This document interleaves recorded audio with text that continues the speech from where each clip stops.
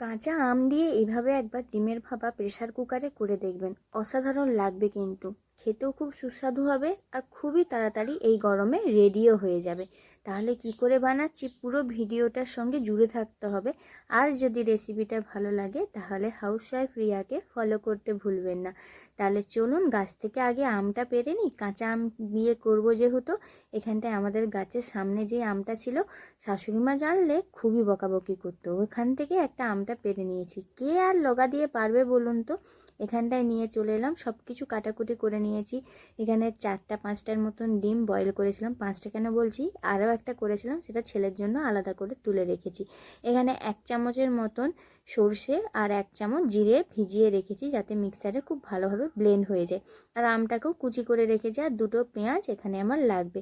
পেঁয়াজটাকেও বেটে নেব আর সর্ষে জিরেটাকেও বেটে নেব। এখানে খুবই সরু সরু করে আলুগুলোকে কুচিয়ে রেখেছি, খুবই সরু সরু করে, যতটা পারবেন ততটা সরু করার চেষ্টা করবেন। তাহলে কি হবে, এক ভাপেই সিদ্ধ হয়ে যাবে। আর যেহেতু কাঁচা আম ব্যবহার করব, টক জাতীয় খাবার কোনো জিনিসের সঙ্গে যদি ব্যবহার করতে হয় সেটা কিন্তু সিদ্ধ হতে চায় না, সেই হিসেবে আমি সরু সরু করে কেটে রেখেছি। এখানে চলুন আরেকবার এই যে অর্ধেকটা আলু রেখেছিলাম আপনাদেরকে দেখাবো বলে, তাই জন্য ভাবলাম যে দেখিয়ে দিই কতটা সরু করেছি। আমি এখানে ছুরির সাহায্যে কেটে নিচ্ছি, আমার এটাই সুবিধে লাগে। আপনারা চাইলে বঁটিতেও কেটে নিতে পারেন। খুবই সরু সরু করে কাটবেন। হয়ে গেল আমার আপনাদের সঙ্গে কথা বলতে বলতে কেটে নেওয়া। এত টেস্টি হয় না এই রেসিপিটা কাঁচা আম দিয়ে, সত্যি গরমকালে একটা ইনস্ট্যান্ট রেসিপি বলতে পারেন। খুবই সহজ। আর এই তরকারিটা দিয়ে সত্যি কথা বলতে 1 থালা ভাত অনায়াসেই শেষ হয়ে যায়। এখানটায় কড়াইয়ে 1 চামচের মতন তেল নিয়ে কি করব, ডিমটাকে এখানে সুতোর দ্বারা কেটে নিচ্ছি। তাহলে কি হবে, খুব সমানভাবে কাটা হয়ে যাবে।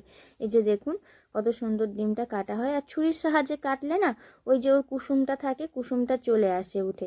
এই জন্য আমি সুতোর দ্বারা কাটলেন, আপনাদের যেটা সুবিধে সেভাবেই কেটে নিতে পারেন। তবে কেটে নেবেন, কেটে এভাবে উল্টো করে ফ্রাই করতে দেবেন। ওর নিচেটা যখন লাল লাল হয়ে যাবে তখন উপরটা এবারে উল্টে দিলেন। ব্যাস, একটু ভাজা ভাজা হয়ে গেলে এবার তুলে নিন। এবারে কি করতে হবে, আমাদেরকে একটা প্রেসার কুকার নিয়ে নিতে হবে। যেহেতু বলেইছিলাম প্রথমে যে প্রেসার কুকারে করব, সরু সরু কেটে রাখা আলুগুলোকে দিয়ে দিন এখানে খুব ভালো করে। তারপরে যে জিরে আর সরষের মশলাটা বেটে রেখেছিলাম ওইটা দিয়ে দিতে হবে। আর কি, এখানে পেঁয়াজ বাটাটা যে ছিল, পেঁয়াজ বাটাটা দিয়ে একটুখানি হলুদ সামান্য, যেন বাসন্তী কালার রঙটা আসে সেরকম টাইপের হলুদটা দিয়ে দিতে হবে। তারপরে কাঁচা আম আর 1 চামচের মতন সর্ষে দিয়েছি। এই দেখুন, আমি না নুন দিতেই ভুলে যাচ্ছিলাম, কি মহা মুশকিল ভাই।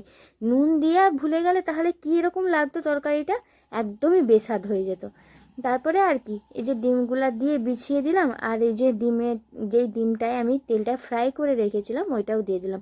আর উপর থেকে 2-3টে কাঁচা লঙ্কা চিড়ে এখানে দিয়ে দিয়েছি। কত সুন্দর দেখুন ডিমটা রেডি হয়ে গেল। চলুন এবারে সার্ভ করে নিই, এবারে খেয়ে নেওয়ার পালা। আপনারা কিন্তু অবশ্যই বানাবেন। আচ্ছা, এরকম কাঁচা আম দিয়ে কখনো কি আপনারা বানিয়েছেন? যদি বানিয়ে থাকেন আমাকে কিন্তু অবশ্যই জানাতে ভুলবেন না। তাহলে এই যে দেখুন, আমি একটা দেখানোর চেষ্টা করছি, খুবই গরম, হাত দিতে পারছি না। প্রেসার কুকারে করার জন্য আলুটা একভাবেই গলে গেছে, আর একটাই সিটি দিয়েছি।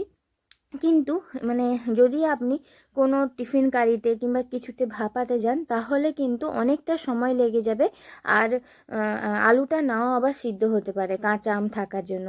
তো রেডি হয়ে গেল আজকের রেসিপি। আমার সত্যি কথা বলতে এইটা দিয়ে আমি ভাত খেয়েছিলাম। আমার তো বলেইছিলাম আগের কোনো এক ভিডিওতে যে শরীরটা অতটা ভালো যাচ্ছিল না, মুখের স্বাদ নেই, তাই আমি এই রেসিপিটা আবার আজকে ট্রাই করলাম। সত্যি অসাধারণ একটি রেসিপি, তোমরা অবশ্যই ট্রাই করো। যদি না ভালো লাগে তাহলে কমেন্টে এসে বলে যেও, তাহলে আসবো আরও একটি ভিডিও নিয়ে। ভালো থাকো, সুস্থ থাকো, টাটা।